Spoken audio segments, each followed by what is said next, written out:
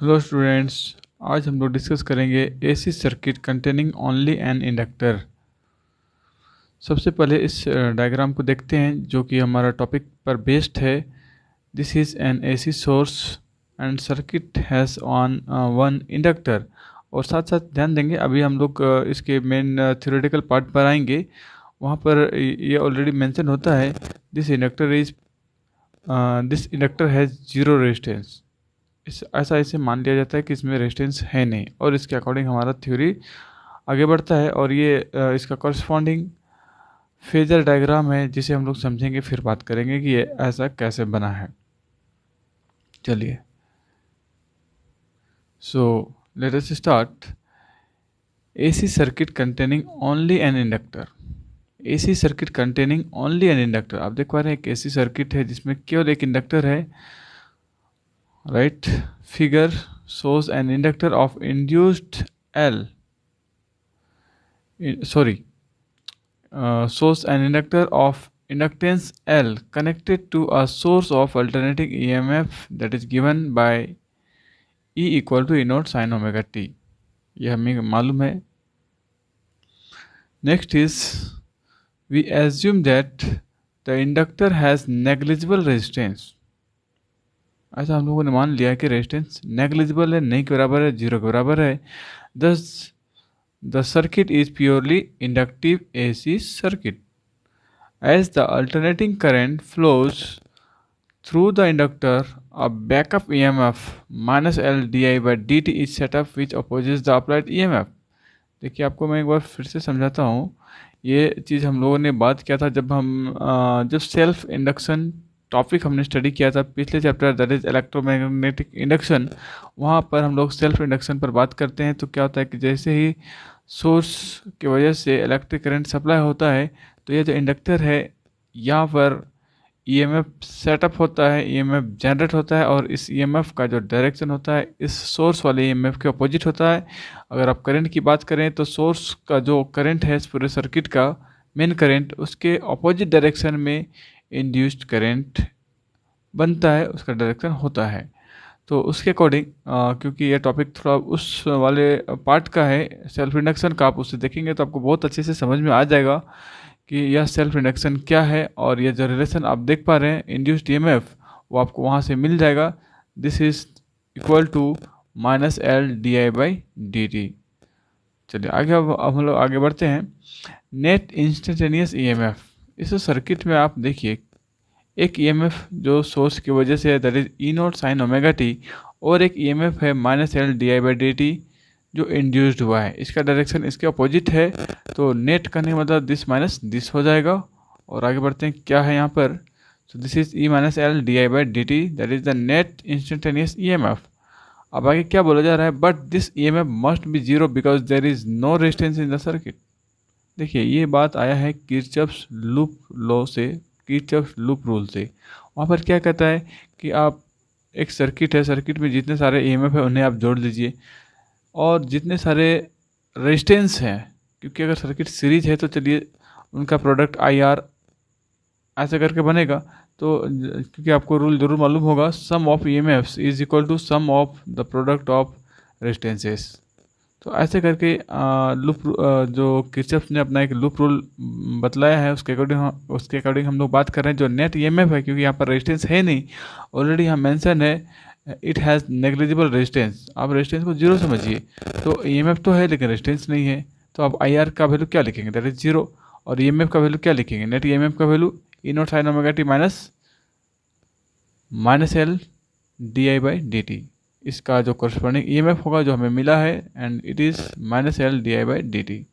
तो इस तरह से हम लोग देख पा रहे थे ईएमएफ ये है, और according Kirchhoff's loop rule this is equal to zero. यहाँ पर अगर रेजिस्टेंस होता तो हम आई आर ऐसा लिखते, जितना सारा रेजिस्टेंस होता I R one plus I R two plus, और अपोजिट होता तो माइनस आई आर थ्री, ऐसा करके हम लोग वर्क करते हैं, जैसा कि हम लोग किरचॉफ्स लूप रूल में सीखते हैं।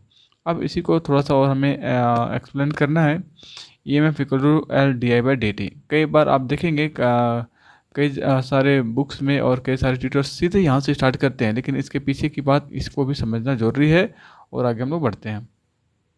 नेक्स्ट है E naught sine omega T, that is equal to L D I by D T. E naught sine omega T that is equal to L D I by D T. कोई problem नहीं है, इस E M F का value को यहाँ पर बैठा दिया गया है और आगे बढ़िए।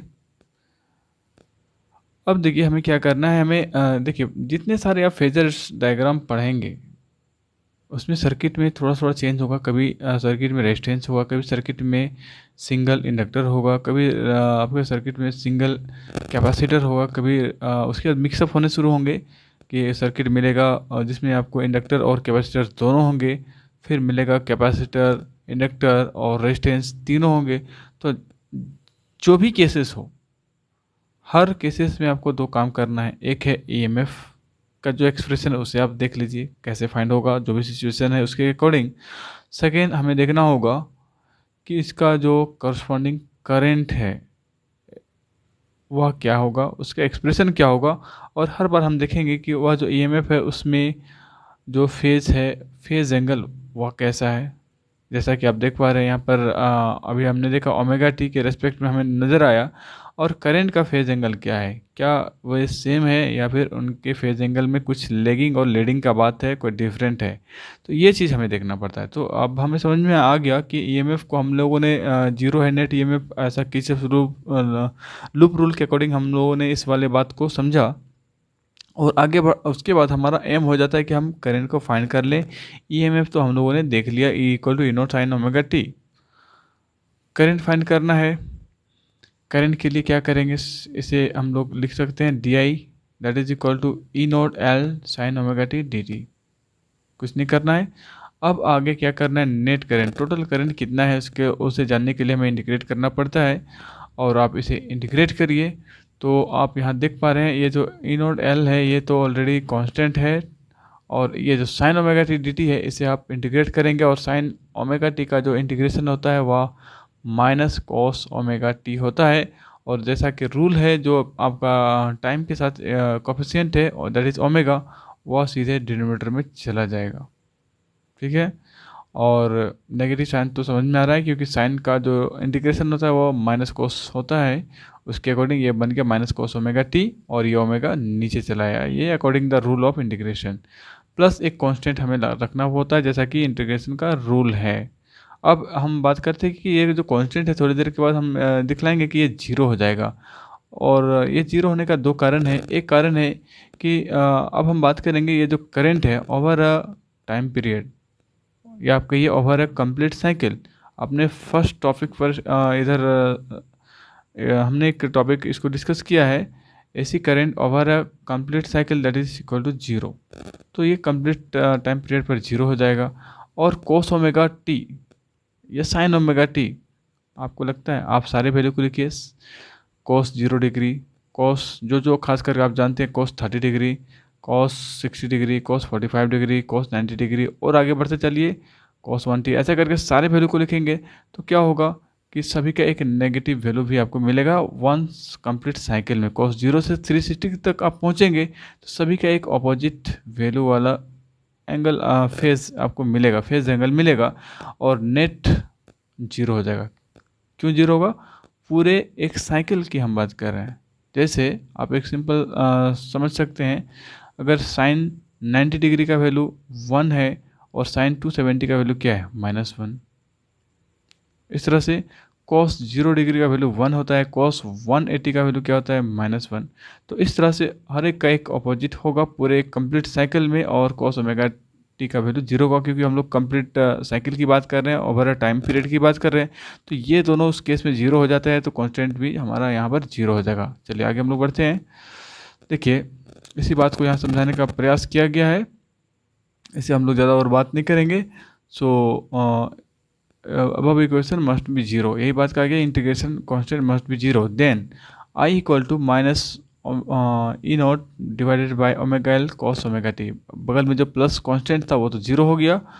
और हमने देखिए आपको कन्फ्यूजन नहीं होना है, हम लोगों ने क्या किया है अभी ये क्योंकि इस कंडीशन के तहत जो अभी हमने डिस्कस किया ये दोनों हो गए zero, so constant equal to zero. अब इस वाले के वैल्यू को आप यहीं बैठा दीजिए, कांस्टेंट आपका जीरो निकला उसको भी यहीं जीरो बैठाइए। अब इन दोनों के बीच में क्या रिलेशन है तो आप यहाँ पर देख पा रहे हैं, this is I equal to minus E naught by omega L cos omega T. इस तरह से और जैसा कि आपको मालूम है, दिखाई पड़ रहा है left hand side current at any instant है और ये कॉस ओमेगा टी के साथ रिलेट कर रहा है। तो ऑब्वियस से आपको समझ में आ रहा होगा, this is nothing but peak value of the current. और इसे आप लिखेंगे आई नोट एंड राइट। उसके बाद जो नेगेटिव साइन है उसे आप पॉजिटिव करने का प्रयास करेंगे। तो सबसे पहले क्या करिए, क्योंकि देखिए हमारा जो इनिशियल में हम लोगों ने जो ईएमएफ लिया था E equal to E naught sine omega T, तो ये भी ध्यान रखना है कि ईएमएफ जिस फॉर्मेट में हो, अगर साइन के फॉर्मेट में है तो आपका करंट भी साइन के फॉर्मेट में रहे, और वह कॉस के फॉर्म में रहे तो आप यहाँ पर भी कॉस के फॉर्म में करंट को भी रखेंगे, लेकिन हमेशा आपको साइन ही मिलेगा। तो आप ध्यान रखेंगे कि इसको आप साइन में कन्वर्ट करिए। क्या करेंगे, तो कोस ओमेगा टी को साइन में कन्वर्ट करने का जो तरीका होता है that is 90 minus omega T. आप पढ़ते हैं cos theta that is equal to sine 90 minus theta, ये आपको ध्यान रखना है। और इससे क्या होगा, उसके बाद ये आप कन्वर्ट कर लिया इस फॉर्मूले के तहत, और उसके बाद इस नेगेटिव साइन को अंदर ले जाइए, ये आपको सीधे बन जाता है omega T minus pi by two. यहाँ पर एक थोड़ी सी बात साथ साथ में करूँगा, क्योंकि इसके बाद जब आप पढ़ेंगे ऐसी circuit containing only a capacitor, तब भी आपको ये बात सामने आएगा। तो वहाँ पर आपको प्लस करना पड़ेगा, फिलहाल आपको माइनस करना पड़ रहा है। तो आपके दिमाग में एक आएगा कि ये जो कॉस ओमेगा टी है, यहाँ पर क्या हम साइन 90 प्लस ओमेगा टी नहीं लिख सकते थे? लिख सकते थे, अवश्य लिख सकते थे, क्योंकि ये जो आपने अब एक फॉर्मूला दिखाया है, इसकी जगह आप लिख सकते हैं cos theta that is equal to cos 90 plus theta also. ऐसा भी फॉर्मूला होता है। तो फिर उस वाले को क्यों नहीं लिया, इस वाले को लिया। तो यहाँ पर आपको सबसे पहला रीज़न तो ये होगा कि हमें ध्यान रखना है कि ये जो हमारा फ्रीक्वेंसी है ओमेगा, एंगुलर फ्रीक्वेंसी, हमें इसे पॉजिटिव रखना है, क्योंकि हमारा जो ईएमएफ का फ्रीक्वेंसी है that is E equal to E naught sine omega T, वह भी वहाँ पर पॉजिटिव है। तो एक आप इस तरीके से याद रखिए कि वो ईएमएफ का फ्रीक्वेंसी दैट इज ओमेगा अगर वहाँ पॉजिटिव है तो करंट का भी फ्रीक्वेंसी पॉजिटिव होना चाहिए। और एक अगर आप इसे दूसरे ढंग से समझें तो भी आपको थोड़ा समझ में आएगा कि देखिए जैसे आप इस सर्किट को देख पा रहे हैं, तो आपको मालूम है कि जैसे ही सोर्स से करंट का फ्लो होना स्टार्ट होता है, एक बैकअप ईएमएफ जनरेट होता है, और उस पर इस ईएमएफ की वजह से एक करंट अपोजिट डायरेक्शन में फ्लो होता है। अगर सर्किट का करंट क्लॉकवाइज है तो इस ईएमएफ, इस इंड्यूस्ड ईएमएफ की वजह से एंटी क्लॉकवाइज करंट प्रोड्यूस होगा, और वह क्या करेगा, जो हमारा मेन करंट है सर्किट का, उसको वो थोड़ा अपोज करेगा, थोड़ा उसके वैल्यू को कम करेगा। तो हम ऐसा समझ सकते हैं कि ये जो हमारा अपोजिशन है इस बैकअप ईएमएफ की वजह से, इस वाले का जो फेज होगा वह ईएमएफ से थोड़ा कम होगा। कम से कम आपको इतना समझ में आएगा कि कम होगा। और कम को ध्यान में रखने के लिए हमारे पास दो ऑप्शन वहाँ पर जैसे कि दिखाई पड़ रहा है कि हम इसे ओमेगा, अगर यहाँ पर हम इसे प्लस लेकर के चले तो omega T plus yes right omega T plus pi by two होगा, मतलब जो आपका करंट है वो 90 डिग्री आगे जाएगा, ऐसा आपको लगेगा। क्योंकि देखिए ये बात आपको कैपेसिटर वाले में और अच्छे से समझना पड़ेगा। फिलहाल तो आपको, क्योंकि ये देख करके आप सीधे कहेंगे आपके दिमाग में क्वेश्चन आएगा ही नहीं, लेकिन वहाँ पर ज़रूर आ जाएगा। तो आप समझ लीजिए कि एक तो फ्रीक्वेंसी वाले को रखेंगे कि आपका ईएमएफ का फ्रीक्वेंसी प्लस रहे और ये करंट का भी फ्रीक्वेंसी प्लस रहे, इसलिए आपने ऐसा किया, इस वाले को ही लिया, 90 प्लस थीटा वाले को नहीं लिया, पहली बात। और दूसरा कि बैकअप ईएमएफ की वजह से जो करंट का मैग्नीट्यूड होता है वह जो करंट का फेज होता है वह लेग हो जाता है, वह पीछे चला जाता है, और वह 90 डिग्री से, क्योंकि हमारे पास जो एक्सप्रेशन में दिखाई पड़ रहा है एक ऑप्शन यही है कि 90 डिग्री से या तो लीड करे या फिर लेग करे। तो हमें मालूम है कि वह लेग ही करेगा, क्योंकि बैकअप ईएमएफ उसे रोकने का ही प्रयास करेगा, उसे आगे तो जाने देगा नहीं, राइट। तो इस तरीके से आप समझ सकते हैं। और आगे हम लोग बढ़ते हैं, ओके। और फिलहाल अभी हम लोग जैसा देख पा रहे हैं, इस नेगेटिव साइन को आप अंदर ले जाएंगे तो ये बन जाएगा सीधे this is sine omega T minus pi by two, और कुछ यहाँ नहीं है। और जैसा कि हम लोगों ने ऑलरेडी आई नोट जो वैल्यू कंसिडर किया है वह वैल्यू है omega naught E note by omega L, इस वाले को आपको ध्यान में रखना है।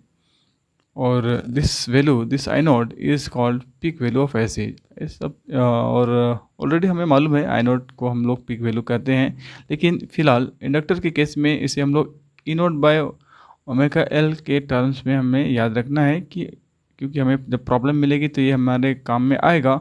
इसके अलावा आपको याद आ रहा होगा ओम्स लॉ, तो I equal to V by R होता है, I equal to potential difference by resistance होता है। आप उस वाले एक्सप्रेशन से अगर आप इसे कंपेयर करेंगे तो this omega L is also a resistance, लेकिन यहाँ पर हम इसे रेजिस्टेंस नहीं कहते हैं, हम यहाँ पर इसे इंडक्टिव रिएक्टेंस कहते हैं। एक नया नाम होगा जिसे आप थोड़ा सा याद रखने का प्रयास करेंगे, this is called inductive reactance. इस पर डिस्कशन होगा इसके बाद वाले में।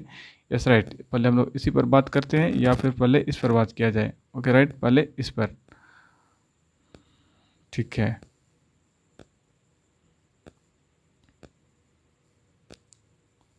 Okay, so this current is called reactance. In this case inductive reactance is denoted by XL।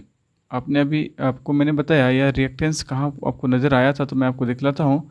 यह रिएक्टेंस आपको नज़र आया दिस ओमेगा एल, जैसा कि formula equal to V by R होता है, आर की जगह पर ओमेगा एल है, और ओमेगा एल को आप रेजिस्टेंस के जैसा देखेंगे जिसे हम लोग इंडक्टिव रिएक्टेंस कहते हैं, और this omega L is symbolised as XL। इस फॉर्म में रखा जाता है, और ओमेगा को आप 2πf लिख सकते हैं, ऐसा आपने बहुत बार कर चुका है। 2π/t लिखेंगे और 1/t को फ्रीक्वेंसी में कन्वर्ट कर लेंगे, नो प्रॉब्लम है। यहाँ पर सब कुछ समझ में आ रहा है जो भी लिखा हुआ है यहाँ बात। एंड द ऐसा unit of inductive reactance is ohm, क्योंकि रेजिस्टेंस का फॉर्मेट वह फॉर्म है, वही एक्सप्रेशन है, तो जो रेजिस्टेंस का यूनिट होगा वही यूनिट रिएक्टेंस का भी होगा। चलिए, और एक चीज़ आपको एक यहाँ पर ध्यान रखना है कि हमें यह इस इंडक्टिव रिएक्टेंस और इस फ्रीक्वेंसी पर ग्राफ अगर बनाना रहे तो कैसा ग्राफ बनेगा, तो आप देख पा रहे हैं 2π तो कांस्टेंट है, और क्योंकि आपको फ्रीक्वेंसी के साथ बात करना है तो ये किस किस के साथ ये वेरी करेगा, तो आप यहाँ पर ध्यान देंगे। Right right right right, yes, okay. हम लोग थोड़ा पढ़ते हैं यहाँ पर। For AC XL is okay, कोई प्रॉब्लम नहीं है। This XL is directly proportional to frequency. ऐसे तो आप तीनों पर बात कर सकते हैं, डायरेक्टली है, लेकिन ये तो कांस्टेंट होता है। XL is directly proportional to frequency and XL is directly proportional to this inductor also. लेकिन हमें जानना है कि इस फ्रीक्वेंसी का इस रिएक्टेंस के साथ क्या रिलेशन, तो रिलेशन है XL that is proportional to frequency. और आगे हम लोग बढ़ते हैं।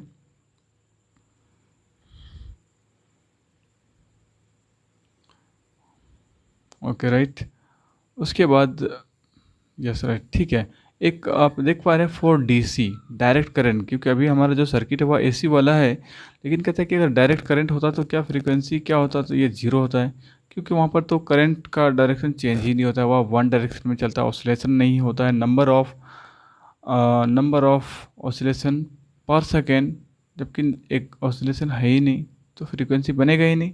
फ्रीक्वेंसी का वैल्यू 0 होता है, और फ्रीक्वेंसी का वैल्यू 0 होगा, इसका मतलब आप यहाँ 0 बैठाइए तो XL का वैल्यू भी 0 हो जाएगा, ठीक है। और थोड़ा समझ लेते हैं। दस an inductor allows DC flows through it easily but opposes the flow of AC through it. इस बात को थोड़ा आसानी से समझिए, ये क्या कह रहा है कि एक इंडक्टर DC को आसानी से पास होने देता है, आसानी से। क्यों? देखिए, जो इम्पीडेंस है वह DC का 0 होता है, तो करंट को आसानी से जाने देगा। लेकिन AC में क्या होता है, AC के केस में इम्पीडेंस बना रहता है, एक अपोजिशन मिलता है। आप ऐसे भी देख पा रहे हैं इंडक्टर में कैसे बैकअप EMF बनता है और करंट को अपोज करता है, तो एक तरह का वह अपोजिशन है, तो वहाँ पर AC को आसानी से पास होने को अलाउंस नहीं मिलता है, जैसा लिखा जा रहा है, but opposes the flow of AC through it. छोटी सी जानकारी थी, समझना जरूरी था। और आगे अगर हम बात करें IRMS जैसा कि हम जानते हैं I0/√2 होता है वैल्यू, और कॉरस्पॉन्डिंग अगर आप इसे EMF के साथ रिलेट करना चाहते हैं तो जैसा कि अभी हम लोगों ने देखा I0 का वैल्यू हमने आपको बताया पीक वैल्यू होता है, और जिसे E0/ωL से सिम्बलाइज किया जाता है। और RMS का तो आप वैल्यू समझते हैं, और आगे चल करके कोई प्रॉब्लम नहीं है। और E0/√2 को हम लोग लिख सकते हैं ERMS। आप ERMS और IRMS वाले टॉपिक को देख लीजिए, आपको ये बात समझ में आ जाएगी। सीधे फॉर्मूला होता है E0/√2 that is equal to ERMS, जो हमें डेरिवेशन से मिलता है, एंड I0 जो कि अभी हमने थोड़ी देर पहले आपको बतलाया दैट इज E0/ωL। कोई प्रॉब्लम नहीं है। और इस ओमेगा एल को एक्सेल में आप लिख सकते हैं, ना भी लिखे तो नो प्रॉब्लम। और सीधे अब आगे हम लोग बढ़ेंगे नेक्स्ट। ये जो एक्सेल और फ्रीक्वेंसी का रिलेशन, क्योंकि ये डायरेक्टली प्रोपोर्शनल है, जैसा अभी आपने यहाँ देखा, this relation for A C XL is proportional to frequency. और उसके अकॉर्डिंग जैसे जैसे एक्सेल का वैल्यू बढ़ता जाएगा वैसे वैसे फ्रीक्वेंसी का भी वैल्यू बढ़ता जाएगा। This is reactance, inductive reactance, and this is it's corresponding frequency which is directly proportional. And पर हम लोग बात करेंगे इसका फेजर डायग्राम। बहुत ही इंपॉर्टेंट होता है कि फेजर डायग्राम कैसा होना चाहिए। तो हम लोग सीधे बात करेंगे। देखिए, फेजर डायग्राम और इसके करस्पॉन्डिंग ग्राफ को बिटवीन ईएमएफ एंड करंट, इनका जो कंपैरेटिव ग्राफ बनेगा उन्हें हम लोग स्टडी करेंगे, और इनका फेजर डायग्राम। तो देखिए, आपको ये सब जानने के लिए पहले नंबर 1 एक्सप्रेशन को आप थोड़ा याद रखिए। E equal to E naught sine omega T. आपको बताया गया था कि साइन के फॉर्म में रखेंगे, और फेज एंगल आपको ध्यान में रखना है कि क्या है। तो आपने देख लिया ये। और इसके बाद वाले में आप देखिए, तो जो करंट आपको मिला है that is I equal to I naught sine omega T minus 5/2। इसका क्या मतलब हुआ? ईएमएफ में आपने देखा E equal to E naught sine omega T, और यहाँ ओमेगा टी माइनस 5/2 है। मतलब क्या हुआ? ये जो करंट है ईएमएफ से 90 डिग्री पीछे है। पीछे होने का मतलब यह लैगिंग कर रहा है, ये पीछे चल रहा है। प्लस होता तो कहते ये आगे चल रहा है, लेकिन ये पीछे है। और इसी कॉन्सेप्ट के अकॉर्डिंग हम इसके ग्राफ को बनाएंगे और इसके फेजर डायग्राम को बनाएंगे। तो जैसा आप देख पा रहे हैं यहाँ पर ईएमएफ यहाँ पर है, और ये आप देख पा रहे हैं करंट अभी 90 डिग्री पीछे पड़ा हुआ है। ऐसे करके आप समझ सकते हैं, या फिर आप ऐसे समझिए, ये जो मेन पोजीशन पर करंट पहुँच रहा है थोड़ी देर के बाद, जबकि ये ऑलरेडी पहुँचा हुआ है 90 डिग्री फेज एंगल अर्लियर पहले से ही। तो इस तरह से इनका ग्राफ आपको बनाना है।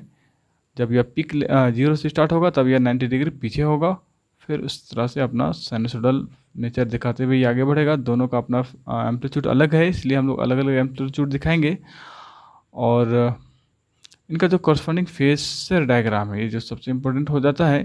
फेजर डायग्राम बनाना बहुत ही आसान है। आप एक तरफ ईएमएफ को दिखाइए, सॉरी, एक तरफ आप वाई एक्सिस रखिए, दूसरी तरफ आप एक्स एक्सिस रखिए। और हमेशा क्या करना है, हमेशा सबसे पहले आप ईएमएफ को दिखलाएंगे। हमेशा सबसे पहले आप ईएमएफ को दिखाइए, और इसका जो पीक वैल्यू होता है जिसे हम लोग ई नोट करते हैं, उसे आप यहाँ पर लिखिए, ये इसका पीक वैल्यू है।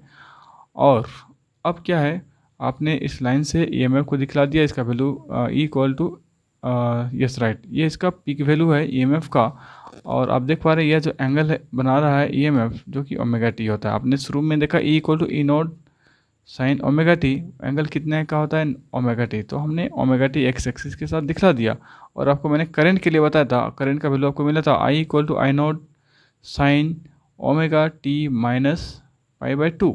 तो ये कहना चाह रहा है कि ये जो ईएमएफ है ई नोट, यहाँ से कितना एंगल पीछे है। ये तो अपना ओमेगा टी बना रहा है, ठीक है, ईएमएफ, लेकिन इस ईएमएफ से, ये आप रेड लाइन देखिए, ये जो ईएमएफ का लाइन है, इस वाले लाइन से 90 डिग्री पीछे होगा कौन? करंट। तो सीधे यहाँ से पीछे ले जाइए ये 90 डिग्री, जो कि करंट का फेज है, which is lagging 5/2 angle from the EMF. तो आज के टॉपिक में इतना ही समझना था कि क्या इसका फेजर डायग्राम होगा। और इस फेजर डायग्राम को बनाने के लिए हमेशा याद रखना है कि आपको ईएमएफ तो हर बार आप equal to E naught sine omega T लेकर ही चलेंगे, और आगे चलकर थोड़ा और भी सोचना पड़ेगा। लेकिन ये बेसिक है कि पहले आप ईएमएफ को समझ लीजिए और करंट को फाइंड कर लीजिए, जो भी रूल रेगुलेशंस होंगे, और प्रयास करना है कि आप साइन के फॉर्मेट में रखिए, और आप देखिए कि वह लीडिंग कर रहा है या लेगिंग कर रहा है, जिससे आपका फेजर डायग्राम बन जाएगा।